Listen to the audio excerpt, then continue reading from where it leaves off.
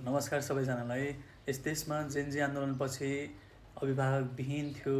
त्यो अवस्थामा सुशीला कार्की प्रधानमन्त्री बन्नुभयो। प्रधानमन्त्री बनेर 6 महिनाको भित्रमा चुनाव गराउनुपर्ने ठुलो जिम्मेवारी थियो। दलहरूलाई मिलाएर चुनावमा लानुपर्ने थियो। त्यो अवस्थामा चुनाव हुने हो कि नहुने हो अन्यल सिर्जना भइरहेको थियो।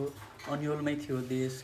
त्यतिखेर रवि लामिछाने कारागारबाट निस्किनुभयो र उहाँले चितवनबाट भन्नुभयो, सुशासनको डन्डा चलाउनुहोस्, तपाईँको साथमा प्रधानमन्त्रीजी, तपाईँको साथमा आम नेपाली जनता छ, राष्ट्रिय स्वतन्त्र पार्टी तपाईँको साथमा छ, तपाईँ भ्रष्टाचारको डन्डा चलाउनुहोस्, चुनावको तयारी गर्नुहोस् भन्ने खालको एउटा अभिव्यक्ति दिनुभयो। त्यसपछि सुशीला कार्कीलाई रवि लामिछानेज्यूले भेट्नुभयो र चुनावको वातावरण बन्दै गयो र आज देशमा सुशासनको सबैभन्दा ठुलो कुरा भनेकै जनताको मत हो।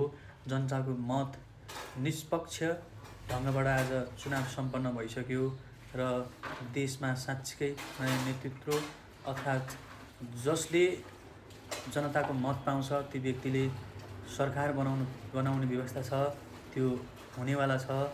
यसको धन्यवादको पात्र हुनुहुन्छ सुशीला कार्की अनि ओम प्रकाश अर्याल गृहमन्त्री लगायत अन्य उहाँको टिम, साथै रवि लामिछानेको त्यो साहस, त्यो आँट, त्यो साथ समर्थनले गर्दा नै आज देशमा चुनाव भएको हो।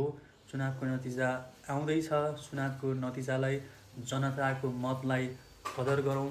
अब जे भन्ने, जसरी भने, जति आरोप प्रत्यारोपहरू लगाए पार्टीहरूले, त्यो कुराहरूलाई छोडौँ। अबको दिनमा देशमा साँच्चीकै परिवर्तन गर्नु जरुरी छ। सबैजना मिलेर गर्नु छ। अब आरोप प्रत्यारोप भन्दा पनि जनताको मतलाई सबैजनाले कदर गरौँ।